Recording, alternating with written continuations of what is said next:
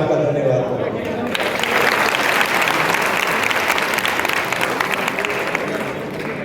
अनिल जैन जी ने अभी कहा कि मेरे परिवार के लोग ग्वाला थे और उन्होंने कहा कि पैदा होने पर ही मेरा फ्यूचर तय हो जाता था। मैं उस बात को थोड़ा आगे बढ़ाऊंगा। पैदा होने से पहले आपका फ्यूचर तय हो जाता। आप पैदा ही नहीं हुए, आपकी कैपेबिलिटी भी नहीं मालूम, आपका नाम भी नहीं मालूम, आपका फ्यूचर तय हो जाता। और हिंदुस्तान के सारे लोगों को छोटे छोटे खांचों में डाल देता। आप इस काम के लायक हो, आप इस काम के लायक हो, आप इस काम के लायक हो। ये आप कभी नहीं कर सकते हो, ये आप कभी नहीं बोल पाओगे। आपके पैदा होने से पहले डिसीजन लिया जाएगा कि आपको कोई छुएगा नहीं, आप कभी जमीन नहीं खरीद पाओगे।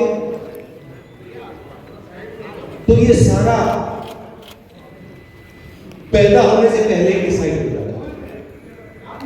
और हिंदुस्तान के करोड़ों लोगों ने, अरबों लोगों ने हजारों साल इस प्रकार जिंदगी जी। उन्होंने अपना फ्यूचर डिसाइड नहीं किया, समाज ने उनके लिए पैदा होने से पहले उनका फ्यूचर डिसाइड कर दिया। तो आप सोचिए कितना दुख, कितना दर्द, कितनी कैपेबिलिटी जाया हुई।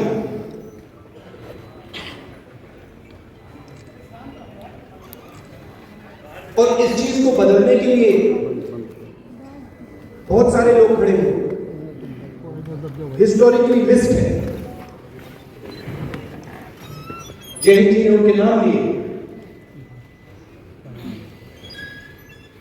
मगर सबके सब ने एक ही बात की थी, जो सच्चाई थी उसको उन्होंने एक्सेप्ट किया कि हमें यह दिख रहा है कि ये सच्चाई है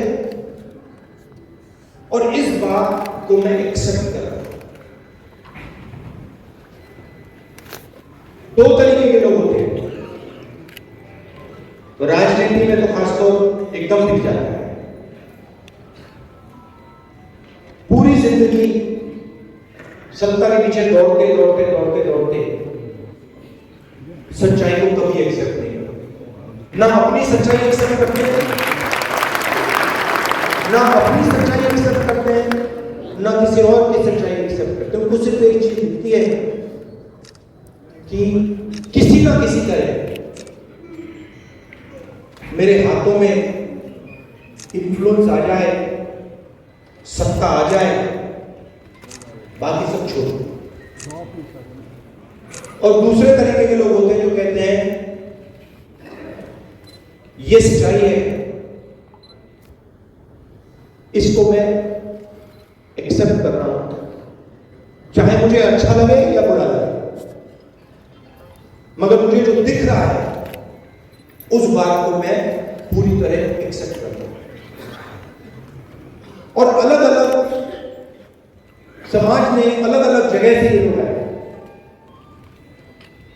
अंबेडकर जी, महात्मा गांधी जी, पेरियार, बसवना, बुद्धा, ये अलग अलग स्पेसेस से आए, मगर इन सब ने ये बात एक्सेप्ट की कि जो मैं देख रहा हूं ये सच है और मैं इसको छोड़ने में छोड़ूंगा नहीं।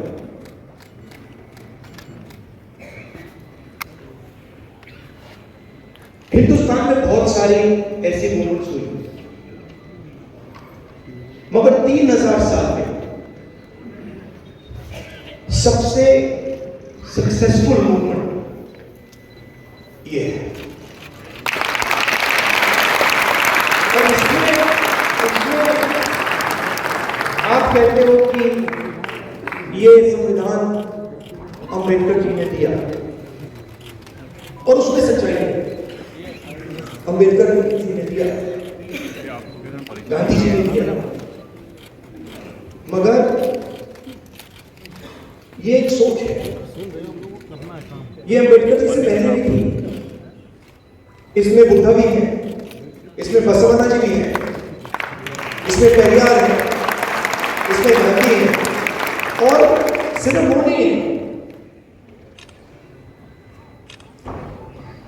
बहुत सारे ऐसे भी लोग हैं जिनके नाम किसी ने सुने भी नहीं।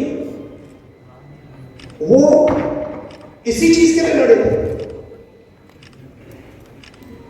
किसान थे, मजदूर थे, नाई थे, बढ़ई थे, इसके लिए लड़े। उनका नाम आज हम नहीं जानते, मगर उनकी सोच इसमें है। तो जो भी मेरा कहना है, जो भी हिंदुस्तान में एक्साइटेड ओवर अन्याय की सच्चाई को एक्सेप्ट करता है, उसकी सोच है। और इसमें करोड़ों लोगों ने दरवाजे खोले। और मैं ये भी कहना चाहता हूं कि जो हमारी एक्सपेक्टेशन थी, जो फाउंडिंग फादर्स की एक्सपेक्टेशन थी, जो महात्मा गांधी की एक्सपेक्टेशन थी, जवाहरलाल नेहरू की एक्सपेक्टेशन थी, अंबेडकर जी की एक्सपेक्टेशन थी, उससे कम लोगों को इस किताब का फायदा होता है। तो सक्सेस है, मगर फेलियर नहीं है। ओवरऑर्चिंग सक्सेस नहीं है। सिंपल सी बात है। इसको लोग कहते हैं कि ये राइट्स का डॉक्यूमेंट है, अधिकार का डॉक्यूमेंट है, इससे हमें लोकतांत्रिक अधिकार मिलता है, सही। मगर ये ट्रांसफर ऑफ पावर का भी डॉक्यूमेंट है। ये ट्रांसफर ऑफ एसेट्स का भी डॉक्यूमेंट है। ये ट्रांसफर ऑफ वेल्थ का भी एक डॉक्यूमेंट है। ये ट्रांसफर ऑफ स्किल्स का भी डॉक्यूमेंट है। अब अगर हम हिंदुस्तान को आज देखें, और मैं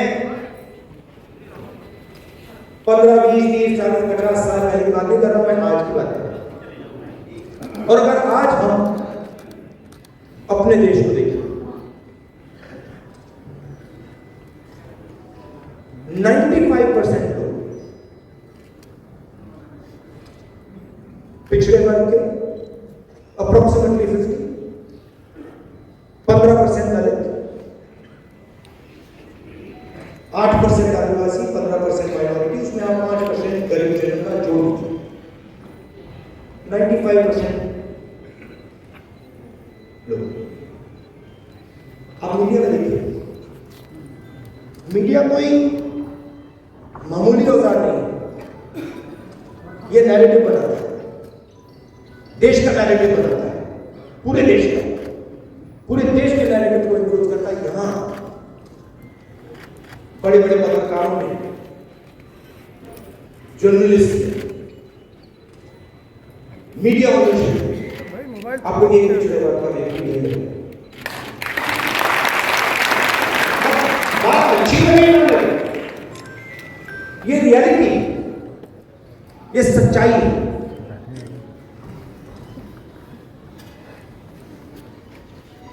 और छुपे तरीके से ये किया जाता है।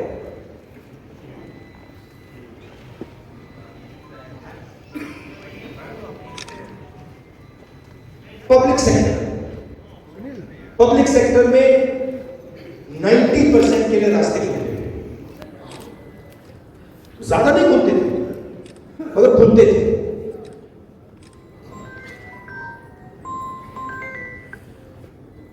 आज 200 सबसे बड़ी कंपनियों की लिस्ट निकाली, उनकी सीनियर मैनेजमेंट की लिस्ट निकाली,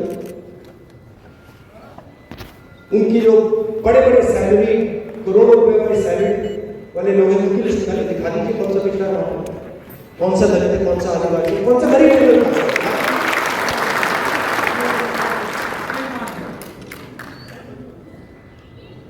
जुडिशरी में भी, सरकार में भी, और जो सच्चाई है वो छुपा नहीं रहती। अग्निवीर स्कीम, अग्निवीर स्कीम में नुकसान किसका हुआ, आपने कभी सोचा? SC ST OBC में सिंपल, SC ST OBC गरीब जनता।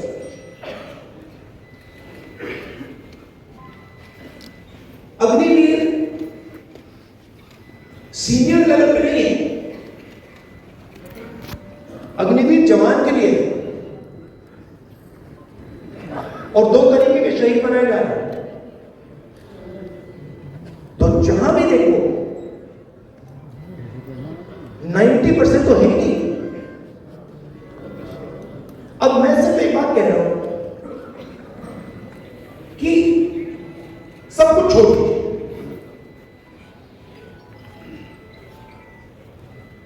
सच्चाई तो दिख रही है, जाति जनगणना कर लीजिए। अगर जो मैं बोल रहा हूं गलत है, कोई प्रॉब्लम नहीं है, मगर ये तो पता लगाइए कि इस देश में पिछड़े वर्ग के कितने लोग हैं, दलित कितने हैं, आदिवासी कितने हैं, ये तो पता लगाइए। कौन सी संस्थाओं में कहां है, कोर्ट्स में कितने हैं, और रिएक्शन आता है कि नहीं होना चाहिए। इससे क्या होगा? इससे हिंदुस्तान के करोड़ों लोगों को हिंदुस्तान की सच्चाई ये हो, इस सच्चाई से लोग डर रहे हैं। देखिए, अगर हिंदुस्तान को मजबूत बनाना है, जो मोदी जी सुपर पावर की बात करते हैं, तो 90% आबादी के बिना तो हो ही नहीं सकता। कैसे होगा? आप ये कह दो कि भैया ब्यूरोक्रेसी में 90% नहीं आएंगे, मीडिया में 90% नहीं आएंगे, स्पोर्ट्स में 90% नहीं आएंगे, ब्यूटी पैजेंट्स में 90% नहीं आएंगे, तो कौन सा सुपर पावर बनने वाला है? ओलंपिक्स में नहीं आएंगे। मतलब आप अपनी 10% की आबादी का सुपर पावर बनाओगे क्या? बन ही नहीं पाएगा। मतलब कौन सी दुनिया में होगा? सुपर पावर तो 90% है।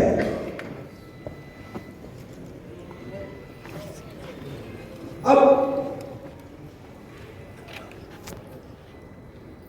इस पर आक्रमण हो रहा है। मोदी जी कहते हैं मैं कॉन्स्टिट्यूशन को रद्द नहीं करना चाहता हूं। ठीक है, जब आप सीबीआई और ईडी को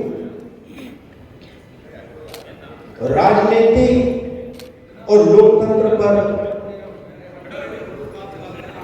जब आप सीबीआई और ईडी को लेकर राजनीति और लोकतंत्र पर आक्रमण करते हो, तो आप कॉन्स्टिट्यूशन पे आक्रमण कर रहे हो। जब आप सारे के सारे इंस्टीट्यूशंस में आरएसएस के लोग भर दे रहे हो, तो आप कॉन्स्टिट्यूशन पे आक्रमण कर रहे हो। जब आप बिना किसी से पूछे नोटबंदी करते हो और हिंदुस्तान के करोड़ों पिछले वर्ग के लोगों को, दलितों के, आदिवासी की जिंदगी खत्म करते हो, तो आप कॉन्स्टिट्यूशन पर आक्रमण करते हो। जब आप अग्निवीर योजना बिना आदमी से पूछे लागू करते हो, कॉन्स्टिट्यूशन पे आक्रमण करते हो। मोदी जी राजा है,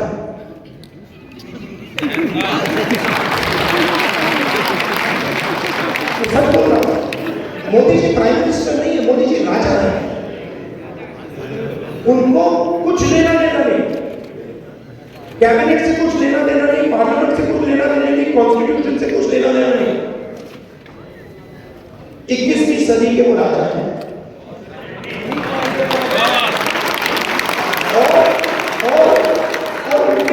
फाइनेंसियर्स हैं पीछे, जो 2-3 फाइनेंसियर्स हैं, वो राजा का पूरा टेम्पो वाला, वो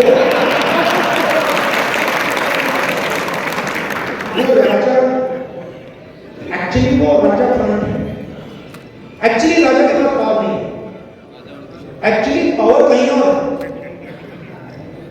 तो ये सिचुएशन सर, जैसे ईस्ट इंडिया कंपनी ने बनाया था आपने लोग, भैया अनपढ़ राजा के काम चला रहे थे। बहुत सारे अनपढ़ राजा हुए हैं हिंदुस्तान में, जिनमें अहंकार नहीं था, वो काम चला लेंगे, जो जनता की बात सुन लेते थे। ये दूसरे टाइप के हैं, ये किसी की नहीं सुनते। अब इनका लक्ष्य है कि पब्लिक सेक्टर को खत्म करो और जो दलितों के, आदिवासियों के, पिछड़ों के रास्ते हैं, गरीब जनता कास्ट के जो रास्ते हैं, उनको एक करके खत्म करो। और इनके सारे के सारे नेता कह रहे हैं, खुल के कह रहे हैं कि हम रिजर्वेशन को खत्म कर दें। और मैं खुल के कह रहा हूं, आप रिजर्वेशन को कभी खत्म नहीं कर सकते हो। और सिर्फ ये नहीं, वो रिजर्वेशन 90% की आवाज है। तो रिजर्वेशन पर आक्रमण, कॉन्स्टिट्यूशन पर आक्रमण, पब्लिक सेक्टर पर आक्रमण, आर्मी पर आक्रमण, फाइनेंशियल सिस्टम पर आक्रमण। क्यों? क्योंकि इन पे चढ़ा है अरबों रुपए। तो ये सिचुएशन है। अब थोड़ी सी प्रॉब्लम आ गई। आपने देखा होगा मोदी जी ने अदानी जी का, अदानी जी ने ध्यान दे लिया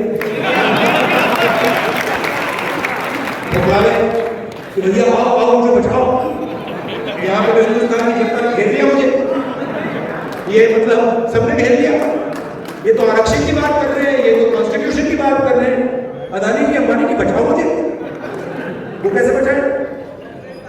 वो नहीं बचा पाएंगे। बचा तो जनता ही जरूरी है।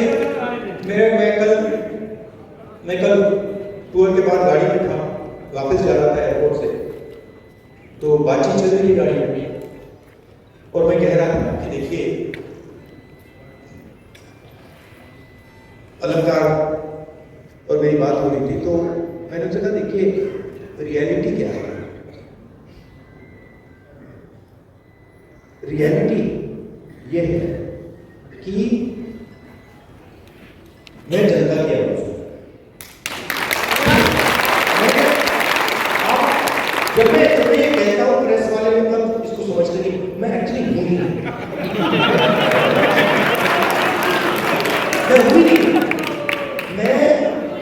मैं भारत जोड़ो यात्रा में ये बात समझ गया कि मैं जनता की आवाज हूं, जनता का दर्द हूं, जनता का दुख और कुछ नहीं। और मुझे और किसी चीज में इंटरेस्ट भी नहीं है।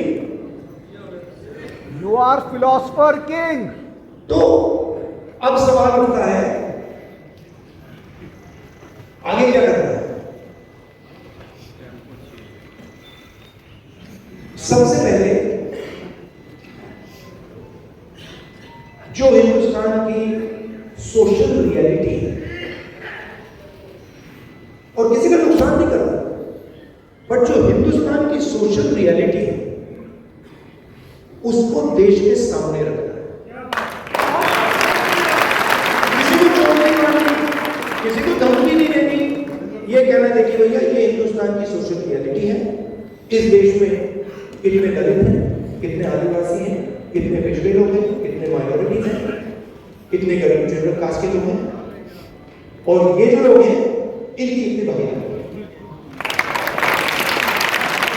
मीडिया में इतनी भागीदारी है, कॉर्पोरेट इंडिया में इतनी भागीदारी है, जुडिशरी में इतनी, इलेक्शन कमीशन में इतनी, सीबीआई, ईडी, इनकम टैक्स में इतनी। आपने नोट किया है कि सीबीआई, ईडी मुझे छोड़कर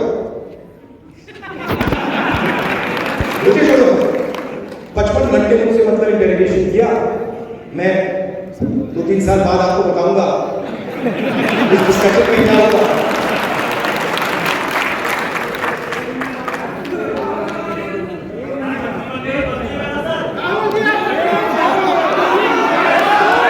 मैं बताऊं क्या हुआ?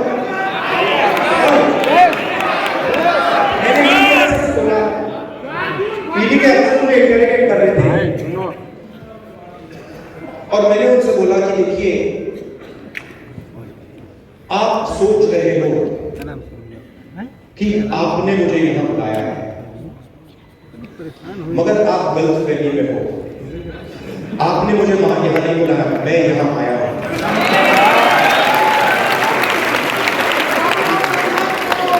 और आप जानते हो मैं यहां क्यों आया हूं?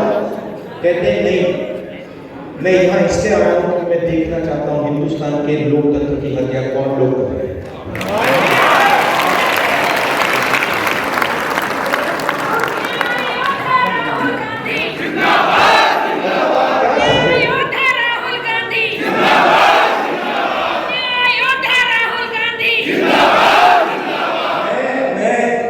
इंटरोगेशन हो रहा था, वहां पे एक सेल पड़ा हुआ था, वो लॉकअप होता है, वो इंटरोगेट कर रहा था। मैं सोच रहा हूँ यार, मेरे परदादा 12 साल ऐसे सेल में बैठे थे, कम से कम 10 साल तो मुझे भी जाना चाहिए। आप मुझे कोई भी सेल ले लो, कोई फर्क नहीं पड़ता। तो मेरा कहना है कि हिंदुस्तान की जनता के सामने हिंदुस्तान की रियलिटी डालती है, और मैं बिलीव करता हूं, चाहे वो किसी भी जात का व्यक्ति हो, अगर हमने रियलिटी सामने रख दी ऐसे, हिंदुस्तान की राजनीति बिल्कुल बदल गई।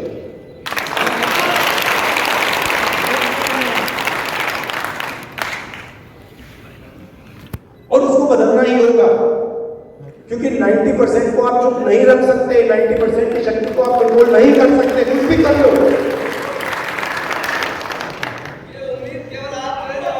नहीं, बहुत सारे लोग में यहाँ पर भी है। और राजनीति में ना, मेरा एक्सपीरियंस बताता हूं आपको। एक होता है जो सुबह उठता है, कहता है भैया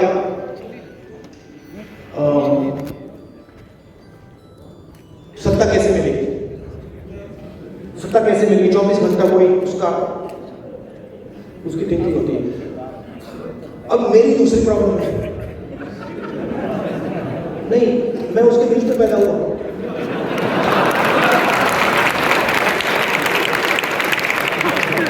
अब अजीब सी बात है, मुझे उसमें इंटरेस्ट नहीं है, वो मेरे लिए होता है, वो मेरे लिए होता है कि उसका मैं प्रयोग जनता की मदद करने के लिए कैसे करूं।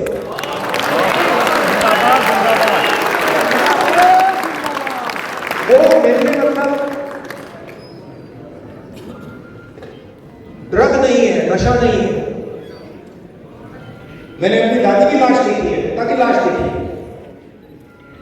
तो एक पॉलिटिकल व्यक्ति के अंदर एक पॉलिटिकल क्रिस्टलाइजेशन होता है।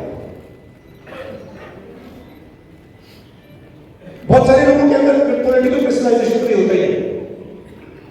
पूरी जिंदगी निकल जाती है, सुबह उठते हैं, किसी को काटते हैं, किसी को डराते हैं, किसी को लड़ते हैं, कोई सूट पहन लेता है, कोई मतलब अलग अलग वीडियो बनाते हैं, तो उनको तो छोड़ो। मगर फिर ऐसे भी लोग होते हैं जो कहते हैं कि भाई अब हमारे पास 15-20 साल है, 30 साल है, अब कुछ अच्छा किया जाए, कुछ दम का किया जाए, तो पॉलिटिकल क्रिस्टलाइजेशन हो जाता है। एक बार पॉलिटिकल क्रिस्टलाइजेशन हो जाता है तो फिर क्लैरिटी आ जाती है, नहीं करता है और कुछ नहीं। और मेरे माइंड में ये क्लैरिटी आ गई है कि इस देश में 90% लोगों को भागीदारी दिलवानी है, और 90% लोगों के लिए एक के बाद एक दरवाजे खोलते हैं। मीडिया में, कॉर्पोरेट मीडिया में, जुडिशरी में, सब जगह ऐसा इंडिया, ऐसा हिंदुस्तान हम चाहते हैं, सब चाहते हैं। और आप इसका कोई नहीं है। तो ये करने में बड़ा मजा आता है। तो 4,000 किलोमीटर कर दिया, पता भी नहीं लगा ये हुआ क्या। सर कुछ कदम हम भी चले आपके साथ। हाँ, बड़ी इंटरेस्टिंग बात है, मैं आपको बताऊं, बड़ी इंटरेस्टिंग बात है। पॉलिटिकल क्रिस्टलाइजेशन से क्या होता है, या पॉलिटिकल जब क्लैरिटी आ जाती है होता क्या है। मैं 2004 से राजनीति में हूं, ठीक है। 2 साल पहले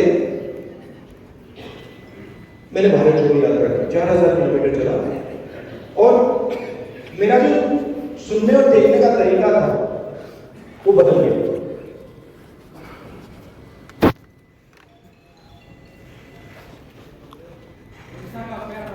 नहीं,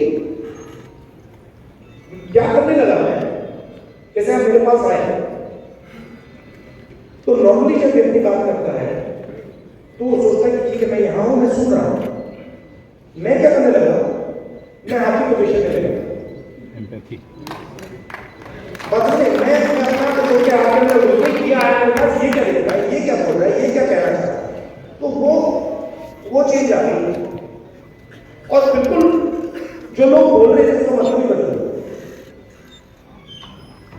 मतलब पहले क्या होता था, किसान आता था, बड़ी मुश्किल है, पैसा नहीं मिल रहा, भाई बीमार है, तो मैं सुनता था। अब उसके बाद अब मैं क्या करता हूं, हाथ पकड़ लेता हूं, बस हाथ पकड़ लेता हूं, टाइट पकड़ लेता हूं और कहता हूं घबराओ कुछ नहीं होगा।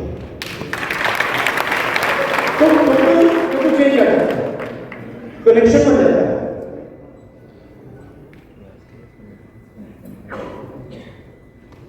तो भारत जोड़ो यात्रा से पहले 20 साल में राजनीति किया था, मगर मैंने मोहब्बत शब्द को यूज नहीं किया। सबसे पावरफुल शब्द है, आप सब कहेंगे कि दुनिया में सबसे पावरफुल शब्द मोहब्बत है। We love you sir.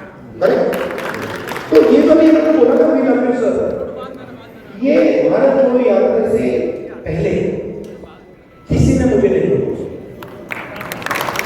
और मैंने भी किसी को बोला, मतलब मां को बोला था, बहन को बोला था, मगर किसी व्यक्ति को नहीं, आम जनता को या किसी से जब मैंने नहीं बोला, मगर मैंने बोलना शुरू कर दिया। सर अभी फिर बोल दिया। और अजीब सी बात हुई, अब मैं आपको बता रहा हूँ, दिल्ली में वापस आता हूँ एयरपोर्ट पे, गाड़ी शीशा खोल के कहते हैं तो ये मैं आपको क्यों कह रहा हूं, क्योंकि हिंदुस्तान में जो भी सक्सेसफुली सामाजिक न्याय की लड़ाई लड़ा है वो मोहब्बत से लड़ा है। जो सुपरस्टार हुए वो मोहब्बत से लड़े, वो नफरत से नहीं लड़े। तो ये दो चीजें जरूरी है कि सच्चाई होनी चाहिए, सच्चाई से पीछे नहीं टिकना चाहिए, हिलना नहीं चाहिए, कोई भी कॉस्ट दे दो मगर ये सच्चाई है। और आप बोलो तो रिस्पेक्ट से, प्यार से, स्ट्रेंथ से। और मैं आपको एक बात की गारंटी दे देता हूं, एक बात तो मैं आपको बता देता हूं कि अब चुनाव हो रहा है, नरेंद्र मोदी जी प्रधानमंत्री नहीं बन रहे।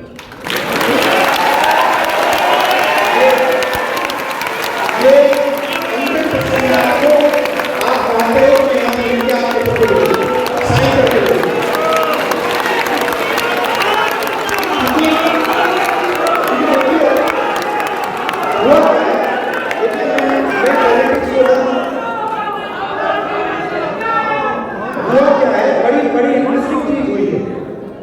बड़ी इंटरेस्टिंग चीज हुई कि नरेंद्र मोदी जी की पूरी स्ट्रेटजी भाई को भाई से नहीं कर रहा वो मतलब आ रहे हैं, वो कह रहे हैं, लोग देख रहे हैं, कह रहे हैं ये बोल क्या है। तो वो चेंज आ गया है और आप लिख लीजिए वो। अच्छा, एक बात हो सकती है, अगर पूरी चीटिंग कर दी, अगर ईवीएम लपेट दिया वैसे हो सकता है, मगर उसके अलावा ये 200 180 से आगे नहीं। अब आपके सवाल हो नहीं, देखिए मगर इसमें देखिए इसमें एक बात मैं आपको बताना चाहता हूँ कि हमारा जो मैनिफेस्टो है क्रांतिकारी मैनिफेस्टो है। अगर आपके मैनिफेस्टो में देखा है वो 90% को स्पॉट करने वाला मैनिफेस्टो है, मगर सच्चाई ये है कि कांग्रेस पार्टी को भी आने वाले समय में अपनी राजनीति को बदलना होगा, ये करना पड़ेगा। और ये भी मैं कहना चाहता हूं कि कांग्रेस पार्टी ने भी गलतियां की, कांग्रेस पार्टी का होता हुआ ये मैं कह रहा हूं। तो आपके सवाल हो आप जरूर पूछिए।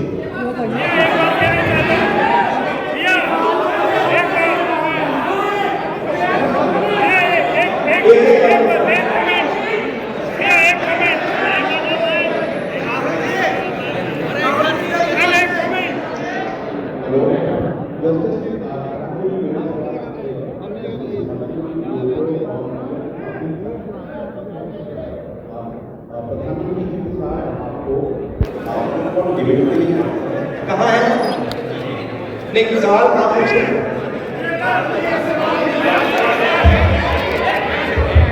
अच्छा, हाँ,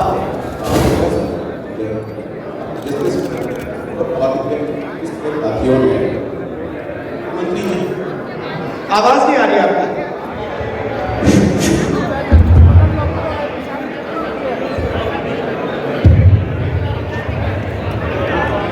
हेलो जी, मेरा सवाल आपसे ये है कि जस्टिस मदन बी लोकुर और मीडिया के काफ़ी सारे साथियों ने आपको प्रधानमंत्री जी के साथ 1-to-1 डिबेट के लिए आमंत्रित किया है, तो कि न्योता स्वीकार करते हैं?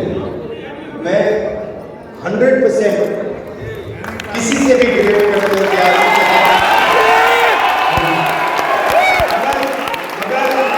मैं प्रधानमंत्री को जानता हूं, प्रधानमंत्री मुझे डिबेट नहीं करेगा।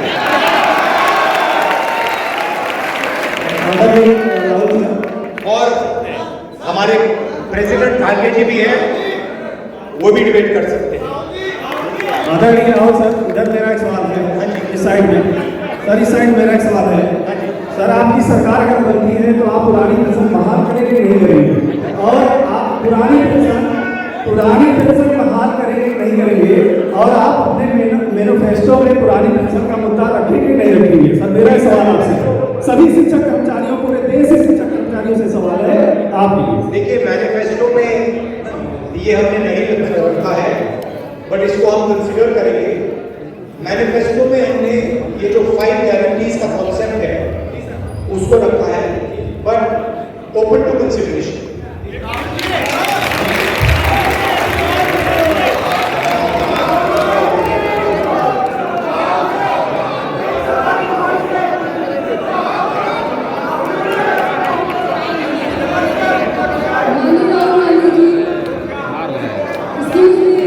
बाद में बात करूंगा, 2-3 और क्वेश्चन है।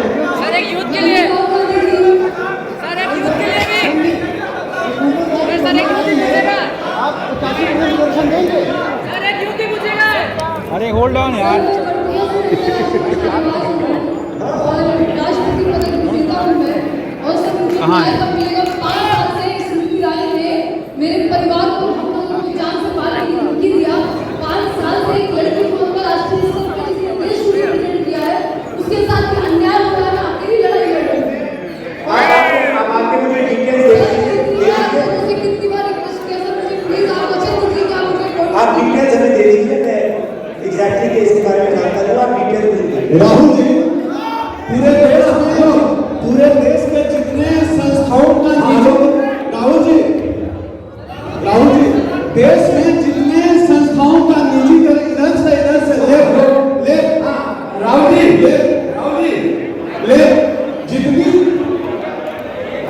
राहुल जी, जितनी संस्थाओं को मोदी जी ने बेच दिया है, क्या वो संस्थानों का फिर से राष्ट्रीयकरण होगा?